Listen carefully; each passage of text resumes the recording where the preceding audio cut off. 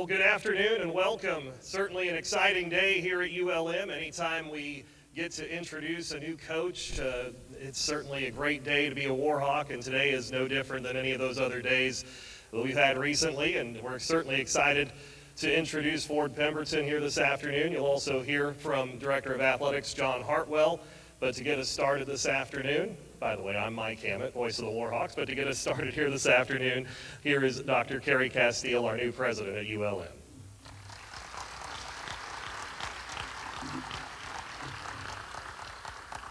Thank you so much. This is my first official press conference. So thank you so much for allowing me to be here. So good afternoon, Warhawk family, our faculty, our staff, our students, our coaches, all of our fans. It is a great day to be a Warhawk. Today is a special day for us as we welcome with enthusiasm and we formally introduce Ford Pemberton as the new head coach of ULM baseball. Coach Pemberton.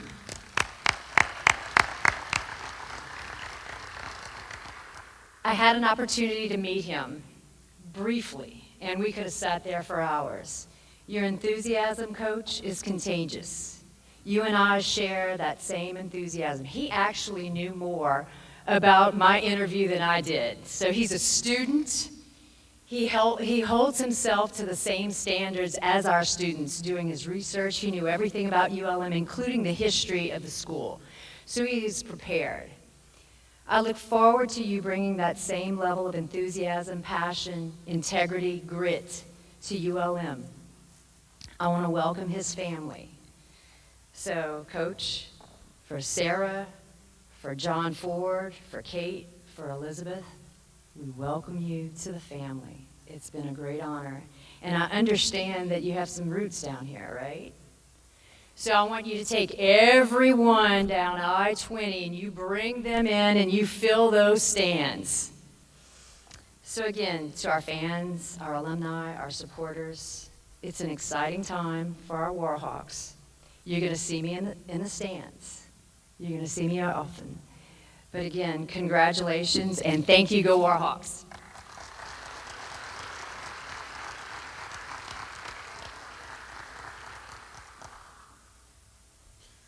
Thank you, Dr. Castile, for being here today.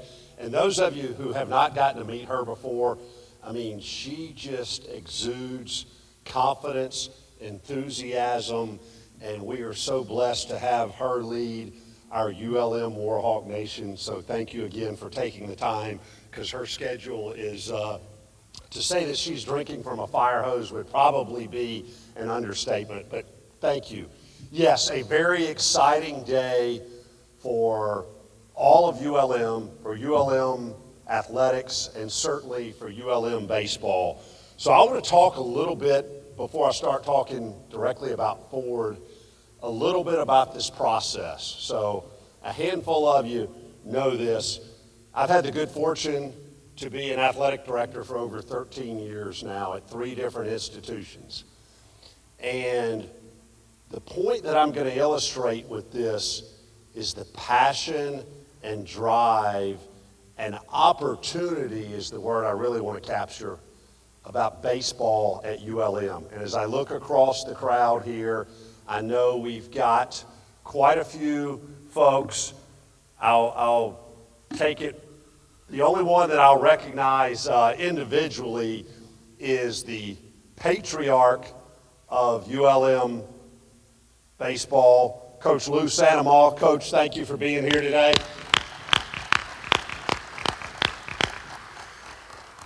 But many of you have the blood, sweat, and tears equity of what Warhawk, Indian previously, baseball is. And that really, really excites me about the future of our Warhawk baseball program under the leadership of Ford Pemberton. I can say again, unequivocally, 13 years plus as a athletic director, I got more emails, texts, phone calls, people indirectly, directly reaching out to me in this search than I have in every other search combined as an athletic director. And you know what that means to me? A couple of you even apologized about reaching out to me so many times. I said, please do not apologize about your passion for this baseball program, because that passion is what's going to drive us to have the opportunity to be the next Coastal Carolina, the next Murray State, the next UT San Antonio. And I don't just believe it can happen. After spending multiple hours with this guy right here and seeing the passion in this fan base, I know it's going to happen. And I am super, super excited about that. And not just the direction of our baseball program, but our entire university. And every day is a great day to be a Warhawk, but today is an exceptional day to be a Warhawk. Y'all aren't here to hear me talk about how passionate we are about the Warhawks.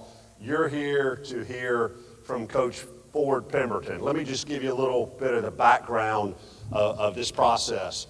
Yes, it was a little bit of a winding road.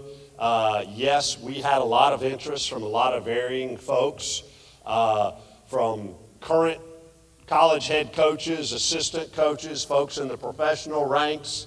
I think I got a couple of resumes from folks who were 8th grade social studies teachers who said, hey, they coached their kids in Little League and they were ready to lead the Warhawks. All great. Again, I love people's passion. But at the end of the day, I have absolutely no doubt that we've got the right man to lead this program to success. And I look in this crowd and see the people here, and you know, this is no knock on what I've witnessed in the last 2.5 years. I say this unequivocally. Mike Federico is as fine a man as you will ever find. I have a ton of respect for the man. But there has not been a passion. There has not been sometimes this many people in the seats at Lou Santamar Field. So I'm excited about this, and I can't tell you how important it is for Coach Pemberton leading this program, not just about baseball wins, but about classroom wins, about our young men and our coaching staff getting involved in the community, reaching out, building equity in the community and in all of Northeast Louisiana. And so without further ado, I want to introduce the 13th head coach for ULM baseball, Coach Ford Pemberton. Thank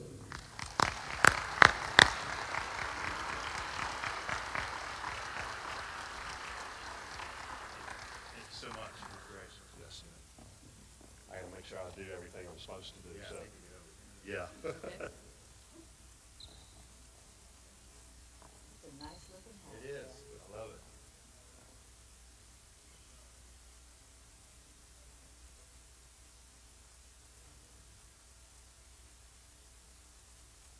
Awesome. Great. Thank you so much. Yes, yes. Thank you so much.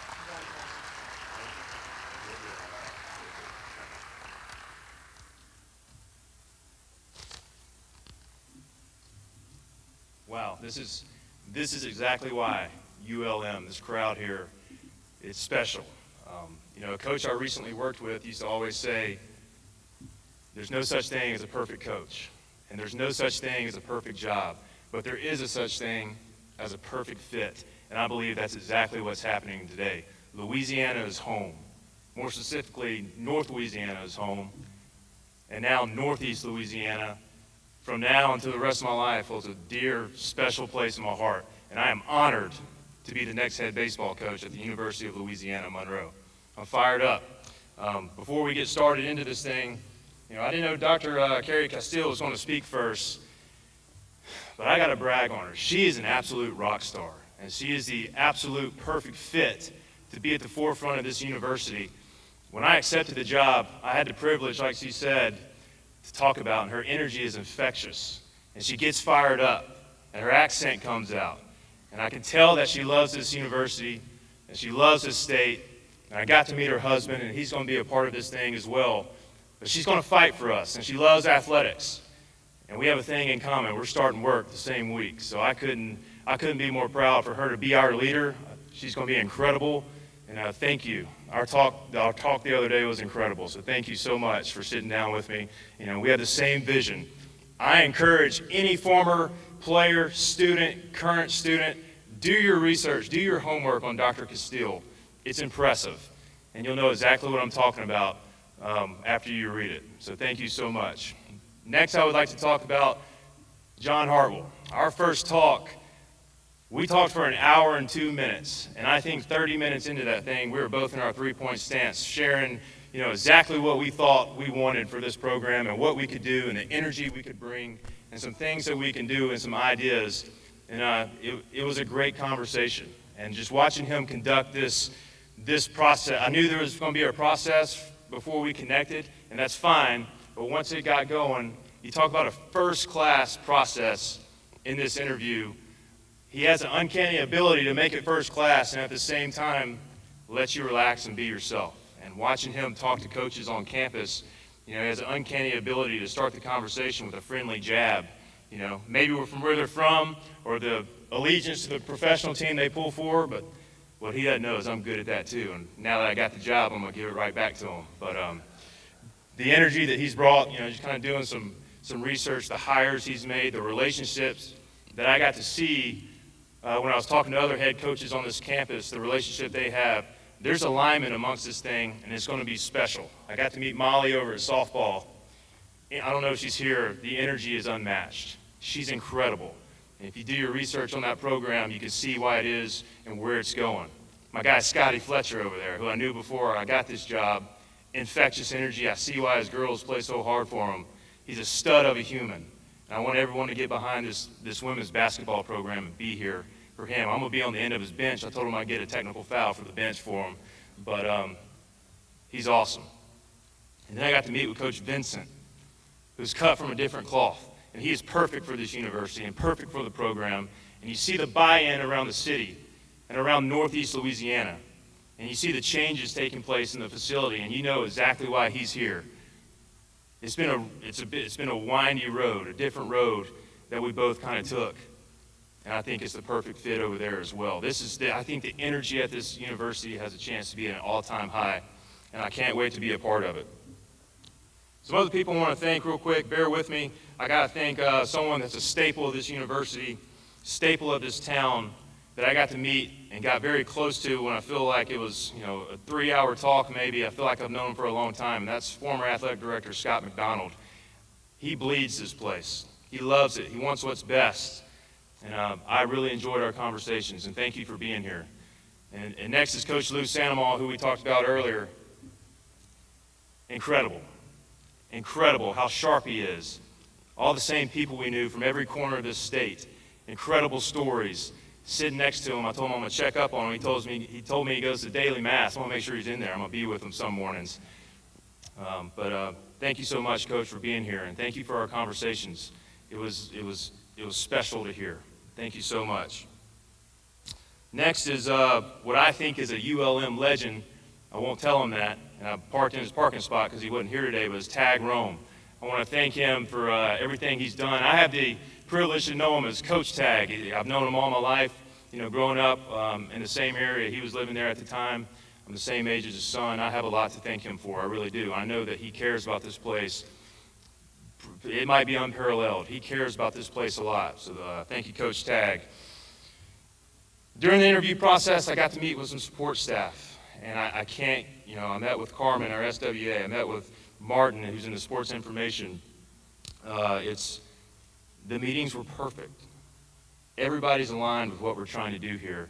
It was a great energy, and I loved every bit of it. And they care about this place. And when I sat down with them and walked out of the room, I said, man, those are selling points for me when a recruit is here on campus. And so I think John has surrounded himself with some incredible people. I think the support staff and what we're going to do, everything matters. Every person matters. The way we speak about our university and the way we talk about our city and how we can get out into the community, everybody is on the same page. So we're moving in the right direction. I love this thing. I want to thank a couple coaches that I've worked for. Number one is Seth Thibodeau, who hired me at Nichols in 2016. And he didn't have to hire me. And I don't know if he wanted to, but he let me sit down at his desk And he gave me a shot, and that's all I was asking him for. And Tib was hard on me, but he taught me how to be loyal. He taught me how to be a professional. He taught me how to talk. He taught me how to fundraise. He taught me how to carry myself into the office and with our team out, and he taught me everything, and I owe him a lot. And I watched him turn Nichols into a really, really good job.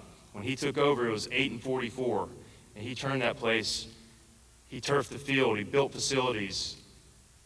He's special. And whenever we left and he took an opportunity to go back home at UL Lafayette, I remember looking him into the eye and says, man, this roster is perfect to win a championship soon.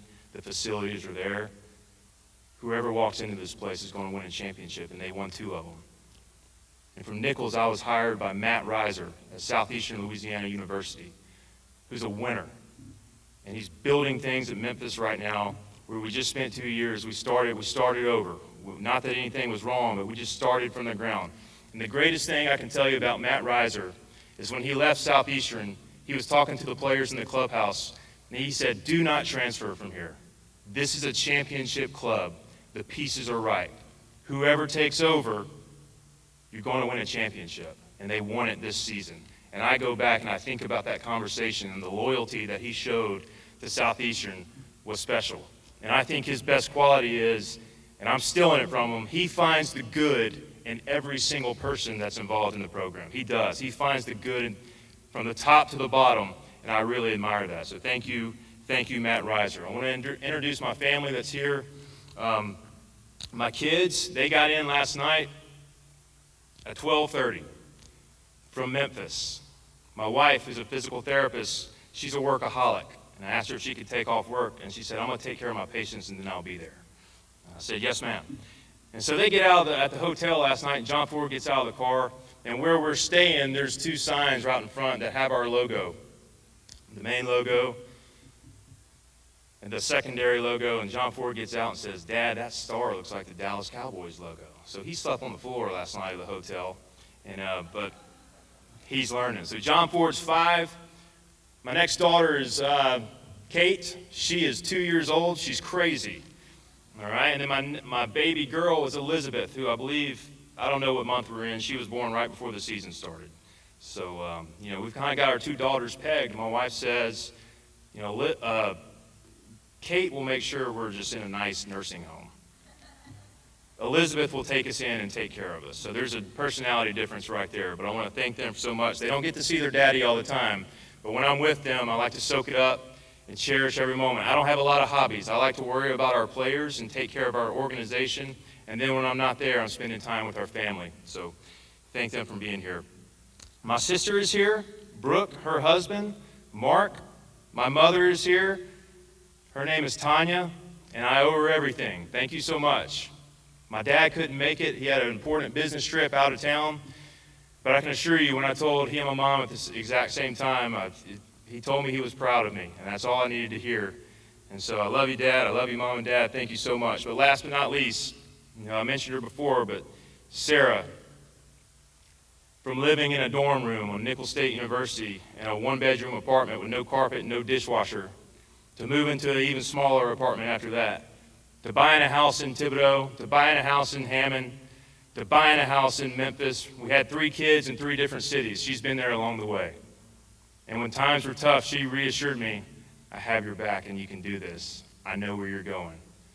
That's what a coach wants in a wife. She's an incredible teammate. I love her so much. She's so professional. She's in a profession where she takes care of people, and that's her best quality. She keeps us alive. She makes sure that we're a strong Catholic family. She makes the rules. She's a baseball wife, and you're going to see her at the field, and I want you to talk to her and get to know her because she's going to invest as much energy in this place as I am. So thank you so much, Sarah. Thank you for everything. I love you.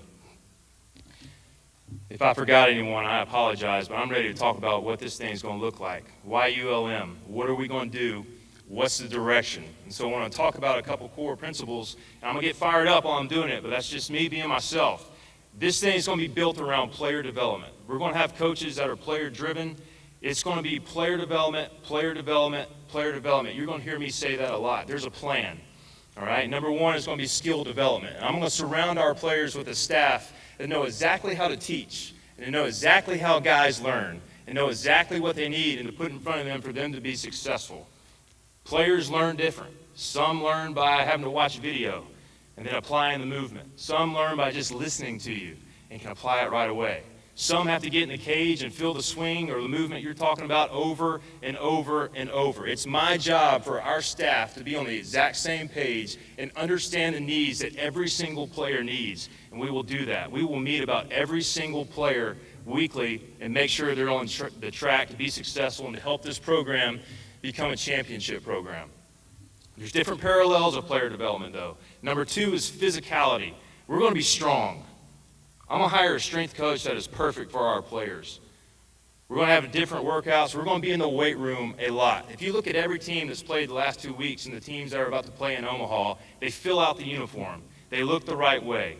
They move the right way. They play hard. They look really, really physical in a uniform.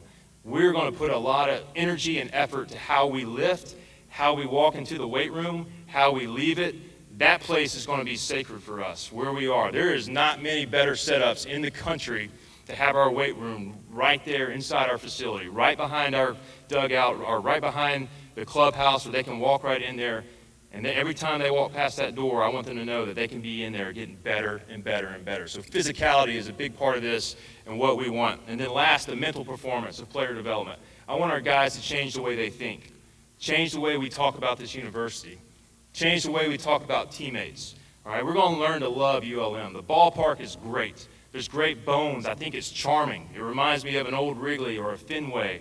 It's special, and we're going to put our heads together, and we're going to create a family atmosphere where you want to be there, and you're coming, and we're going to pack that thing out. And the first pitch of the game, I want the smoke down the left field line from the grills to be crossing the field, and it's just going to be an energy that's unparalleled in the league, and it's going to be a great, great deal. But back to mental performance. I want our guys to know how to win different ball games. I want them to know how they need to think in order to win a 2-1 ball game on Friday night. How they need to think to have a nice comeback victory on Saturday. How they need to think to sweep, or how they need to think to avoid being swept. Championship teams win on Sunday. That's a day that we're going to take a lot of pride in and know how to win on Sunday. So another parallel of what this thing's going to look like, nothing's out of order. They're all at the top, is recruiting. We're going to get the players that we need in Louisiana. Everybody in this room knows what I'm talking about when we talk about a different edge on the player from Louisiana. It'll be an inside-out approach. Okay, we're going to take care of things in Monroe first, and then we'll work out from there. After Monroe, we're going to figure out what our regional niche is. And figure out, we have players that I met with that are from California that absolutely love it here. They absolutely love it. And we can find that niche of player wherever it is in the country, and they're the right fit for this program, we will bring them in and we will develop them. All right? We have to figure out the profile of player that we want. We're going to be on the same page as a staff. We know what we need for our identity, and the staff is being put in place, and it's going to be a special one. We're going to know the exact player, so when my coaching staff goes and recruits, they know right away that guy can play for us. He's one of us. I love his energy. I love the way he moves on the field. That's what we're going to do. We're going to be on the same page with what we want. We're going to understand how we recruit these days. These guys love graphics, videos. They love you being real with them.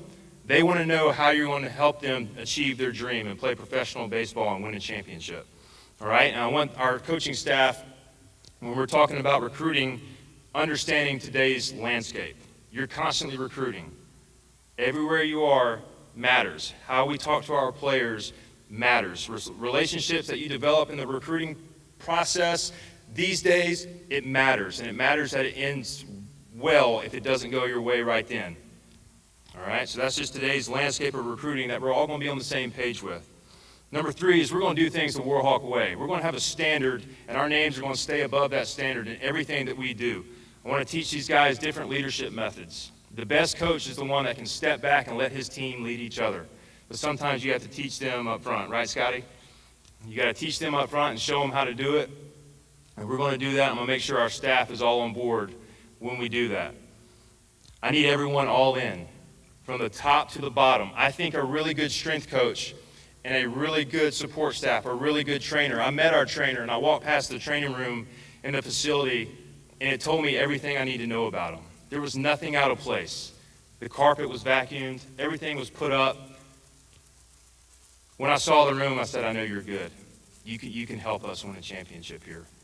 All right, so I commend him. I can't wait to work with Brandon. We have what we need. I want to be a gatherer of people for this staff. I want to gather everybody.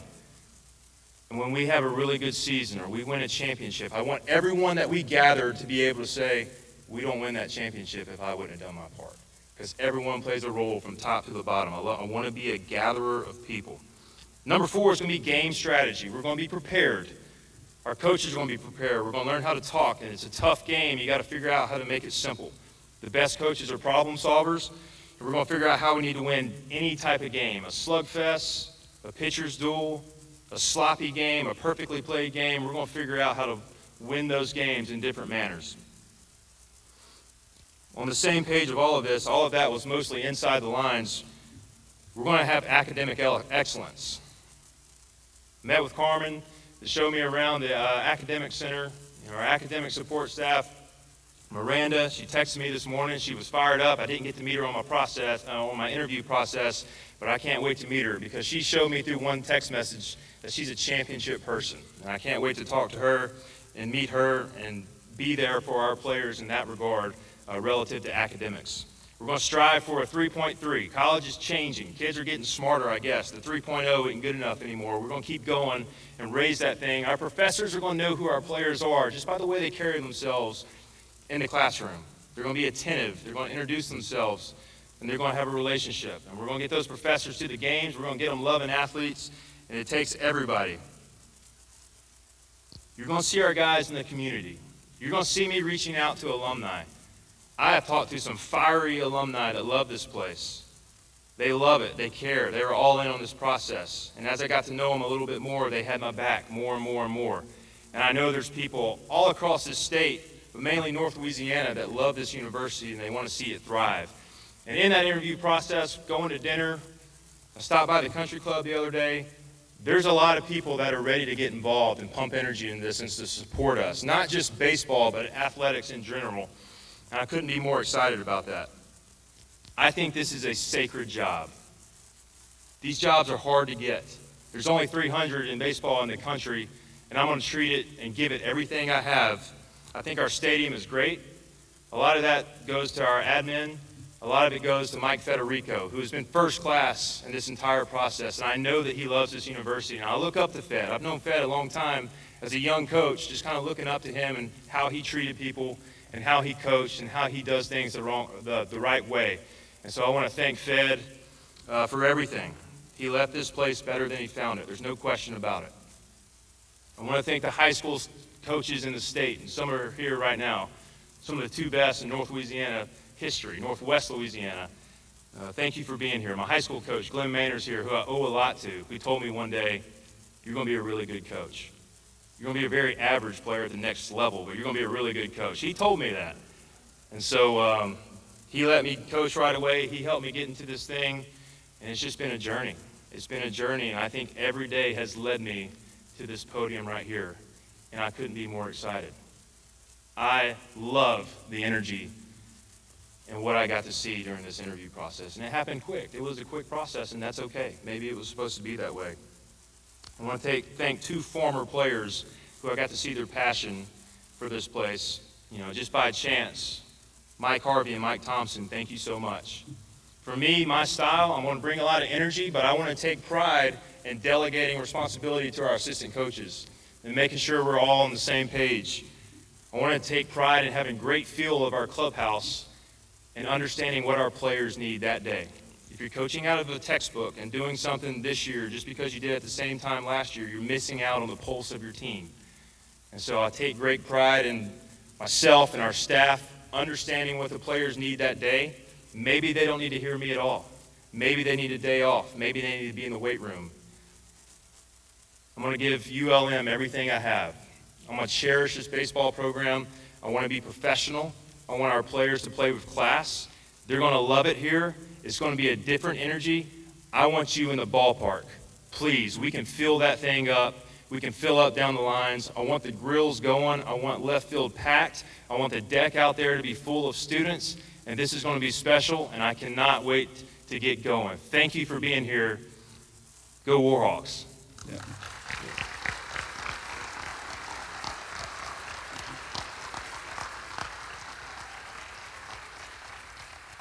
Hey, I probably shouldn't have signed up for closing remarks because that was pretty special right there. I know we got a row of our incoming players there. You guys ready to go? Y'all ready to go to the weight room right now? Ready to go to the cage, get a little BP? No, that's exciting, and hopefully you all got to see a snippet of the energy and the passion that we got to see during this interview process, and are really excited about the future of our baseball program. Hey, I know the folks in this room have been involved.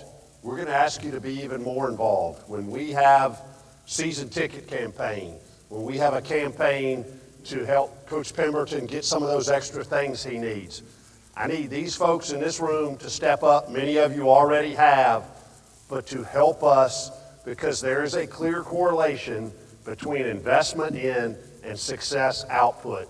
But we are going to get this program right with the passion and effort and energy of y'all as fans, Ford and his coaching staff, our student athletes, our administration, and the entire Warhawk family. We can't wait.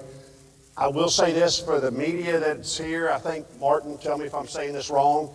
You guys can do individual interviews with Coach Pemberton after this is over. Everybody, thank y'all so much for being here. It's a great day to be a Warhawk. Have a tremendous afternoon. Go Warhawks. Thank you.